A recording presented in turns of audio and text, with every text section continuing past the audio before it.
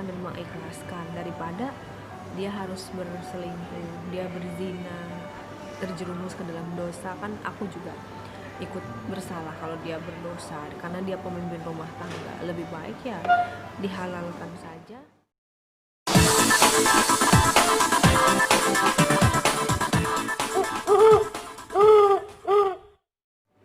Kalau rela di poligami Oh ya, mungkin ya karena apa ya, aku karena saking sayangnya sama dia gitu. Jadi apapun yang dilakukan jangan sampai dia menceraikan aku, karena aku juga bukan orang yang muda lagi untuk membina suatu hubungan rumah tangga yang baru, mencari pasangan yang baru, kemudian menikah lagi, kemudian hamil lagi. Menurut aku itu bukan masanya dari aku.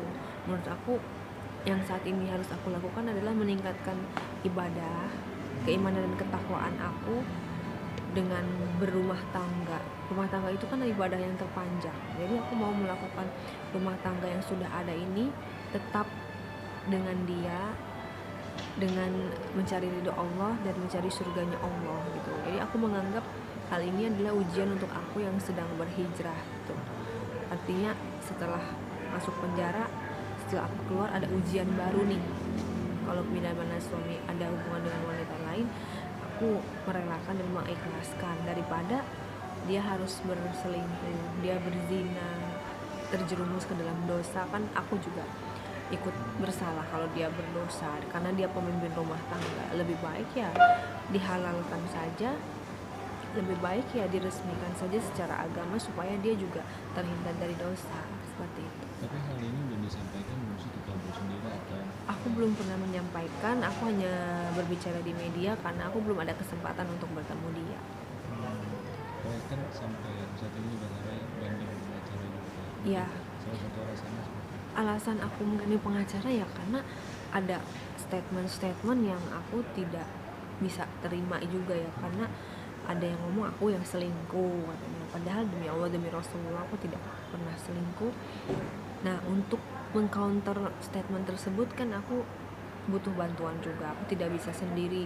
Aku sudah beberapa kali membuat video bahwasanya klarifikasi, tetapi berita-berita di luar sangat tidak terkontrol. Akhirnya aku menunjuk kuasa hukum Insang, Mbak Insang untuk membantu aku meluruskan dan mendamaikan lah. Mudah-mudahan nanti ketika Pablo keluar juga dia bisa ikut mendamaikan aku dengan dia, karena kan pengacara yang baik itu sebenarnya harusnya bisa mendamaikan. Ketika ada klien kita yang ingin menggugat, kita harusnya jangan langsung mengiyakan. Artinya kita jangan menjadi kompor gitu loh, jangan menjadi pemanas dalam suatu hubungan itu. Kalau menurut aku pengacara yang baik harusnya seperti itu. Correct.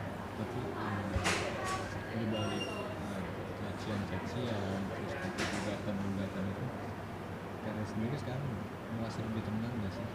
Lebih tenang karena sekarang ujian apapun aku sudah istilahnya aku tidak merasa dihinakan oleh manusia gitu, dan aku tidak merasa mulia dipuji oleh manusia karena aku sudah berhijrah. Aku tanggung jawabnya ke atas.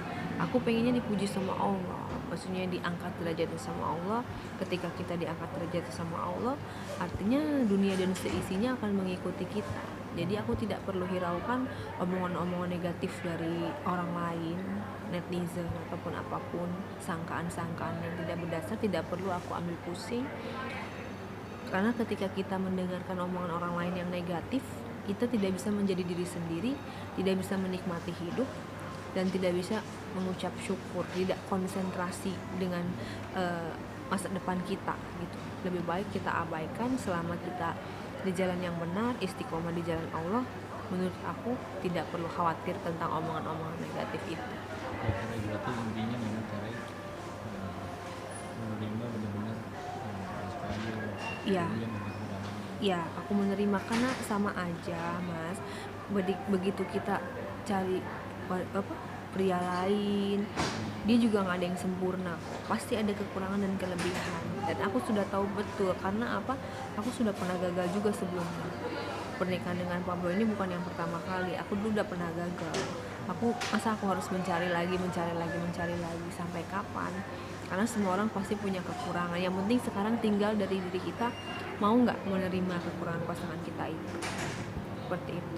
Baik, tapi kan nanti kabarnya dalam waktu dekat membahas hal yang mau kalian lakukan pertama apa sih? Aku pengen aku yang jemput, pengen aku yang anterin ke rumah, pengen aku yang peluk dia, cium dia, karena udah lama nggak ketemu. Setelah itu aku masakan kesukaan dia, makanan kesukaan dia, makan bareng sama dia, tidur bareng, jalan-jalan sama keluarga. Ya pengen gelar syukuran ya. Kalau jangka panjangnya pengen umroh, pengen liburan ya. Kalau misalnya masih pandemi seperti ini ya mungkin paling hanya gelar syukuran aja yang sewajarnya.